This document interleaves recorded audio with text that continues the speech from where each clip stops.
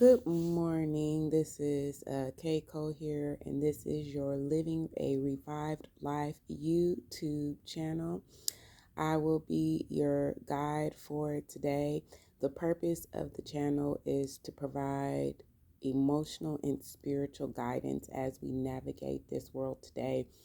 I know I often look on Facebook, just a couple of scrolls. I don't really scroll too long. I just see the highlights and see what my friends are going through. And most of the time, sometimes we're up, sometimes we're down. Sometimes we want to get off of Facebook. People lost jobs, people lost moms, things change. Children are dying, There's so many different things in the world that cause us to have these emotional changes and disturbances. And I always like to encourage my friends and family to reach out to me so we may have that discussion to understand what exactly the root cause to these very drastic emotions. Now, I recently have been doing shadow work, and every people say, "Well, what's shadow work?" Shadow work. People say shadow work. During August, while we were in a Venus retrograde, August was a month of self-investment and self-inner reflection, not getting into new things and understanding where the shadows are coming out. So in order to stand, and so shadow work. Some people's I was talking to my homegirl. She said, "Well, what do you mean by that?" Well, shadow work comes out in these negative emotions, right? Whatever we're responding to really allows us to see where our darkest parts of ourselves are. For an example, for me, as I am going back and forth with a significant other, some people might even say twin flame, going through the dynamics of, a relationship with someone who will test you and bring out those shadows in you. And so I allowed myself to be triggered in a way where I was able to feel the negative emotions. So I understand where I stand at, not just with him, but with men in general. Different emotions will come up. Like if you don't text, oh, why is he not texting? Who's he with? Or if there's another person in the room and they seem to give him a baddie eye. Oh my God, what's going on? Oh my goodness. Or, I'm not receiving the commitment or relationship I feel like I want. Oh, I'm not good enough. I'm not worthy. All of those are shadows. All of those are memories and false belief systems that have been planted long, long ago. Shadow work, understanding where your weaknesses are. For me, I know over my life I could tend to be overly sensitive, overreacting, gossipy, to get that attention, that validation. And once I started realizing that, I started going internal, because guess what? Just because it's a shadow doesn't mean it can't be a blessing.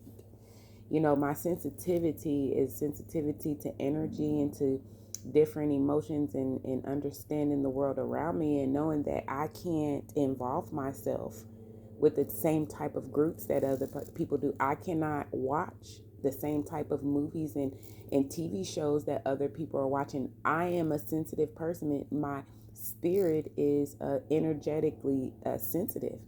And so if I'm watching things about murder and robbing and things of that nature, well, then I will quickly and almost immediately become very paranoid. He said, no, you need to be cautious. Yeah, cautious is one thing, but paranoid is another thing. I realized that if I watch scary things about um, the paranormal that's outside of the natural ability to interact with the spiritual world, but if we're conjuring spirits and trying to provoke spirits and that kind of thing, being engaged in that kind of thing with my eyes causes me to have nightmares, because I believe that it opens up a gateway for me, because I am sensitive energetically. If it's not a positive or uplifting or inspirational thing, then that's something that's probably not for me, because I know that I can be overly sensitive. Now, when it comes to gossip, and I realized that my shadow work is in gossip, and I was like, well, why is that true. And I learned this through, a birth chart reading to understand more about myself, right? I know most Christians are shunning against astrology, but I just wanted to learn more about who I was and why I reacted certain ways and why I did certain things. And so learning that my shadow work was in gossip, I had to understand, well, why do I feel like I need to regurgitate all this information? And it was for connection. I learned that I find power and upliftment and connecting with other individuals. So being able to connect with them on something that, that is stressful or something like that. Oh, girl, that's not what I heard. That was something that created false community within me. It wasn't a real community. It was false community. And so, with that being said, I had to, check myself on that. I don't need to be negative. I don't need to share other people's secrets to connect. I am enough, and holding back is powerful.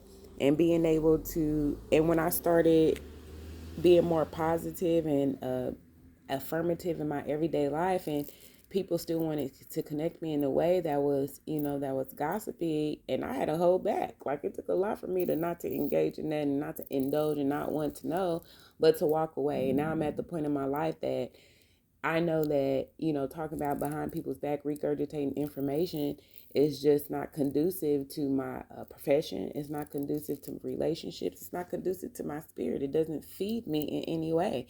That false community will not last. It does not feed me in any way. And at first, people didn't want to talk to me. It's not like I was pushing positivity or affirmations or anything like that, but I just refused to engage in anything that wasn't solution focused, if that makes sense. And I stopped, and I lost friends, and that's okay, because those people have came back, and that's okay too, right? So,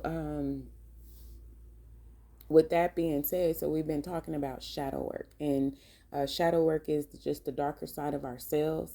And shadow work can be scary because you have to realize that you have to take ownership and responsibility of all things in your life. Hoponopono. And I'll do a separate video like that. Everybody is us pushed out. Every situation that we go through, we have created. Everything that people have presented it before us, whether we like it or whether we didn't like it, is something that we've created, whether intentionally or unintentionally. A lot of it is memories. It was that belief system that came up long ago because somebody said something. We've created a belief system. I know I talked about the belief system with women. We created a belief system that will hold true. People say, see, I told you. See, my mama always said, yes. If you think it's true, then it will develop in front of you. The hardest thing is to say, you know what? I'm having some shot. There's something in me. I'm having some dependency things. Okay. I want him to call me. I need him to call me. How come he's not calling me? That is saying I am not good enough. I am not first best. I am not a priority. That's how you feel within yourself.